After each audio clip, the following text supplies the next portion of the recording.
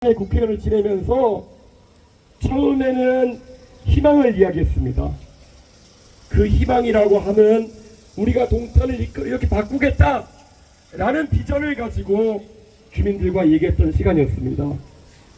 그리고 그 다음에 1년은 비상계엄이라는 중차대한 상황 속에서 제가 동탄 주민들에게 부끄러움지 않게 대한민국 정치에서 더 큰 역할을 하겠다는 포부를 밝히는 시간이었습니다.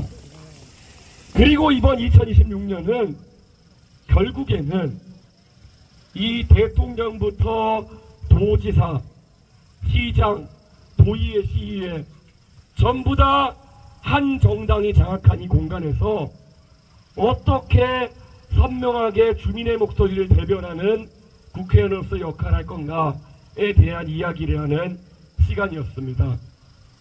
저는 이렇게 생각합니다. 제가 동탄을 제 지역구로 2년 전에 골랐던 이유는 호사가들은 많은 얘기를 합니다만은 가장 할 일이 많은 동네라고 느꼈기 때문이었습니다. 제가 1985년도에 태어나자마자 서울의 북쪽 끝, 그 당시 지하철이 갓 들어온 지하철 동점이었던 상계동에 자리 잡게 된 것은 그게 우리 가족의 서사였습니다. 서울에서 밖으로 밀려나갈 수는 없지만은 가장 마지막에 있는 선에서 어떻게든 조금씩 가운데로 들어가 보려고 했던 노력이 그 당시에 서울의 상경에서 일자리 찾았던 저희 아버지 어머니의 신혼생활이었습니다. 제가 동탄에 와서 처음 보는 순간 어디서 많이 본 광경인데 나는 생각을 했던 것은 바로 제가 어릴 때 경험했던 서울의 상계 신도시의 모습이 동탄 신도시에 그대로 녹아 있었기 때문입니다. 이제 서울의 상계 신도시는 재건축을 바라보는 곳이 돼가지고 아이들이 많이 살지 않습니다. 예전에 제가 어릴 때는 기억나시는 분 있을 겁니다. 어릴 때는 엘리베이터에 타면은 버튼 누르는 것 밑에 아이들 올라가라고 발판이 있었습니다. 그 발판을 밟으면서 엘리베이터 밟던 동네가 이제는 발판을 치워버린 지가 오래됐습니다. 제 고향이지만 이제는 도시의 기반 시설도 완성되었고 오직 재건축 하나 빼놓고는 지역의 정치인들이 뭔가를 업그레이드 시키기 어려운 공간이 그곳이었습니다. 그런데 이 동탄은 무한한 가능성과 함께 빈 공간이 존재하는 곳이기 때문에 제가 할 일이 많다고 느꼈습니다. 그리고 지난 2년의 생활 동안 과분한 사랑을 받아가지고 국회의원을 봉사하면서 이번 선거에서만은 한번 이 동탄이 정치 문화도 바뀌었으면 좋겠다라는 생각을 하면서 목 놓아 외쳤습니다. 사실 제가 2024년에 국회의원이 돼서 동탄에 정착했기 때문에 2022년에 지방선거에서 당선되신 분들과 그분들이 어떻게 당선되었는지 어떤 선거를 치렀는지 잘 몰랐습니다. 그런데 이번에 저도 우리 집에 공보물이 날아온 것을 보고 깜짝 놀랐습니다. 이 동탄 신도시 전국에서 단 하나의 주황색 불을 띄워준 이 민도가 높은 동탄 이 신도시에 지방정치는 아직까지 낙후되어 있었습니다. 동탄 이 신도시의 우리 화성 을 지역구에 도의원을 2명 뽑습니다. 이 도의원을 2명 뽑는데 이 호수 주변에 7동에 1명, 7동구동에 1명, 저기 동탄역 주변에 4동, 6동, 그리고 밑에 8동에서 1명. 제가 공보물을 보고 깜짝 놀랐습니다. 이 7동, 9동에 현역 도의원으로 나와 계시고 이번에 다시 도전하시는 분이 사문서 위조를 하셨던 분인데 행정 전문가라고 나와 있는 거였습니다. 행정 전문가가 아니라 우리 양시훈 후보가 언제 썼던 표현에 따르면은 행정 전과자였던 것이죠. 그리고 저기 468동에 동탄역 주변에 오늘도 제가 외쳤습니다. 제가 동탄에 국회의원 하면서 상계동과 너무 달랐던 것은 민원이 다릅니다. 저희 어머니 어릴 때 상계동에서 우리 외식 한 번 안 하고 교육비에 다 집어넣어가지고 저 만들어 놓은 거 우리 집의 역사입니다. 요즘 동탄의 어머니들이 저한테 문자 보내는 내용, 인스타그램 DM 보내는 내용, 파라리 아이들 얘기입니다. 의원님, 어디 사거리에 횡단보도에 불이 밝지 않아가지고 아이들이 길을 건너는데 위험합니다. 사실 제 일 아닙니다. 그거 화성시장 일이고 화성시의원이 화성시청에 갔다 얘기해야 되는 일입니다. 그런데 그게 주민들이 저한테 바라는 파랄이라면 어쩌겠습니까? 그런 민원 하나씩 처리하면서 제가 주민들의 은혜를 갖고 있는 겁니다.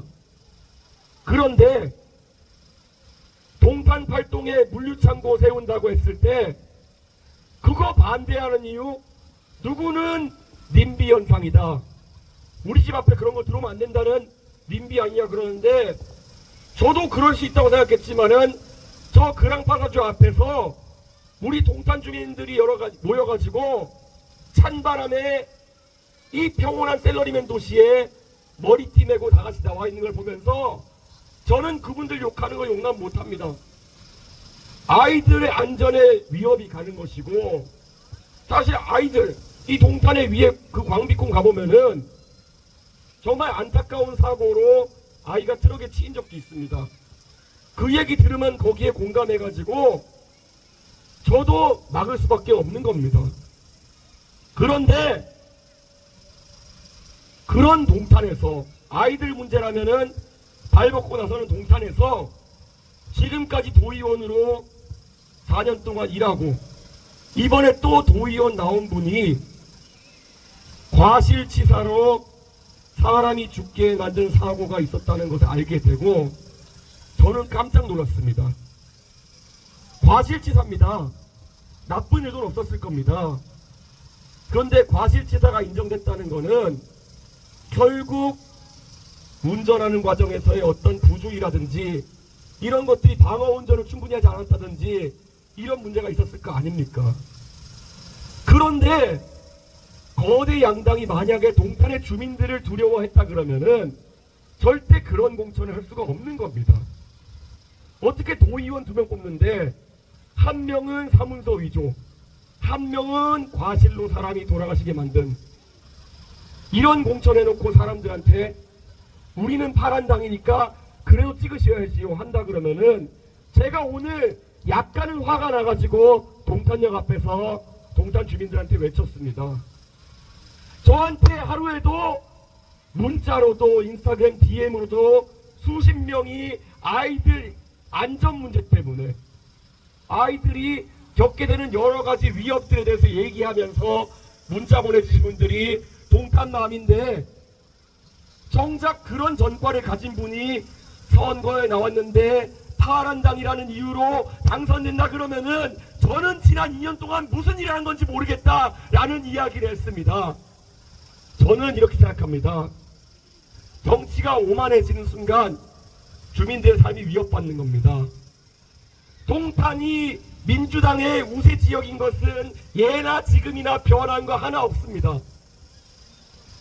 한 가지 변한 게 있다면은 2년 전에 국회의원 선거에서 야, 당신들 그렇게 부동산 관련 문제 많고 TV 토론도 도망다니고 거만하게 나오는 사람 공천하면은 우리는 너희들을 심판할 것이야가 우리가 말하는 동탄 모델이었고, 그게 대한민국의 정치인들을 주민들 앞에 두렵게 만드는 입니다. 그렇지 않습니까 여러분?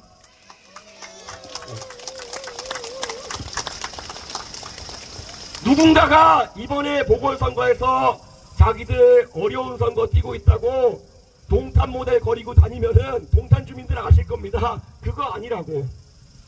동탄 모델이라는 거는 우리 민도 높은 주민들이 동탄에서 동탄을 무시하고 공천하는 거만한 세력을 심판하는 것이 동탄 모델이었고, 그것이 또다시 동작해야만 동탄 모델이 동작하는 것이다. 이렇게 말씀드리는 겁니다. 지금 가보면은 각자의 어려운 선거를 뛰는 후보들이 전국에서 동탄 모델 얘기합니다. 누구는 팬클럽 동원해서 뛰고 있고, 누구는 가가지고 서로 비리 폭로하며 싸우고 있고, 그거는 그냥 어디 삼파전을 하는 모델이지 주민들의 힘으로 거만한 정당을 심판하는 모델이 아니라는 겁니다. 저는 그래서 이번에도 동탄 모델이 동탄에서 동작하는 것이 중요하다 이렇게 생각합니다. 동탄 모델은 개혁신당이 앞장서서 주도했지만 개혁신당만의 것이 되어서도 안 되는 겁니다. 그러면 파란당이 이번에 그렇게 오만한 공천을 했을 때 빨간당이 조금 더 잘했으면은 빨간당이 동탄 모델의 주인공이 되어도 되는 겁니다. 그런데 이 호수 주변에 동탄 7구동 빨간당이 공천해 놓은 걸 보면요, 뭐 결코 나은 거 없어요. 시의원 후보로 나와 있는 분 음주 3번에 무면허 1번입니다. 현역 시의원이에요. 제가 2024년도에 동탄에 오기 전에 2022년의 선거가 어떻게 진행된 건지가 궁금해지는 상황입니다. 도의원 2명은 전과자가 되어 있고 시의원은 음주 3번에 무면허 1번인데 당선되었고 이번에도 나와 있고, 저는 이렇게 말씀드립니다. 개혁신당이 이번에 전국적으로 200명 가까운 후보를 냈습니다. 저희 당세에 비하면은 정말 무리해서 많이 냈지만은 한 가지 확실한 거는 저희가 거대 양당에 비해 가지고 전과자 비율이 반토막입니다. 전과라는 것을 또 일률적으로 볼 수도 없는 겁니다. 아니, 셀러리맨이 전과 쌓을 기회가 얼마나 되겠습니까? 하지만 또 장사하시는 분들은 본의와 다르게 또 이러저러 하다 보니까 사업하시면은 악의 없이 전과가 생길 수도 있고, 그래서 저희가 그런 거 다 판단해가지고 저희가 공천을 하는 겁니다. 그런데 거대 양당은 이렇게 공천했다는 거, 동탄을 무시하는 겁니다. 첫 번째, 파란당은 이준석이가 오기 전까지 우리가 이 동네에서 65%로 당선되던 곳이니까 동탄에 막대기만 꽂아서 당선된다는 생각으로 전과자 둘을 도의원으로 공천한 겁니다. 거만해서 그런 겁니다. 막대기를 꽂아도 되니까. 반면 빨간당은 우리가 무슨 공천을 해도 어차피 도의원은 지고 시의원은 한 명만 공천하면은 그 사람은 되겠지 해가지고 또 그렇게 공천한 겁니다. 이런 환경에서 도대체 정치가 어떻게 발전하겠냐는 말씀을 드리는 겁니다. 저 이번 지방선거 끝나면은 당선된 사람들이랑 제가 동탄 발전을 논의하고 일해야 되는데, 아니 저한테 오는 민원의 상당수가 동탄 아이들의 안전을 이야기하는 민원이고, 어떻게 하면은 신동에 차 들어가는 입구에 트럭이 쌩쌩 달리지 않게 하기 위해 가지고 의원님 거기 교통카메라 좀 달면 안 됩니까? 그러면 제가 말씀드리죠. 아이 죄송한데 이게 우선순위가 있고 경찰서랑 협의를 해야 되고 신동은 LH랑 지금 화성시가 관할 아직까지 명확하지 않은 것도 있고 돈도 들고 하니까 좀 기다리셔야 됩니다. 이게 제 일상이에요. 근데 제가 만약에 음주 3번에 무면허 하신 분이랑 과실치사로 사람 돌아가시게 하신 분이랑 사문서 위조하신 분이랑 이걸 논의하면 저는 얼마나 자괴감이 들겠습니까?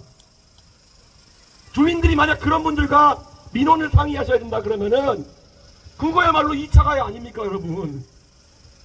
저는 이런 상황을 동탄 주민들이 용납하면 안 된다는 생각 때문에 제가 목이 닳도록 이걸 외쳤습니다. 사실 개혁신당의 이번 동탄 지역 시의원, 도의원, 시장 후보 깔끔하게 전부 다 무전과로 공천했습니다. 후보가 되겠다는 분들은 더 많았습니다. 소위 말하는 조직력이 더 강한 분도 있었습니다. 소위 말하면 내가 몇백 표 들고 있다는 분도 많았습니다. 그런데 이 동탄에서 2년 전에 여러분이 싹 틔워주신 새로운 정치의 그 희망을 2년 만에 현실이라는 이름으로 이상한 덫을 하고 있지 않았습니다. 그렇기 때문에 이번에 저는 떳떳하게 동탄 주민 앞에 서가지고 동탄의 변화의 다음 장을 써달라고 이렇게 부탁드리고 있는 겁니다.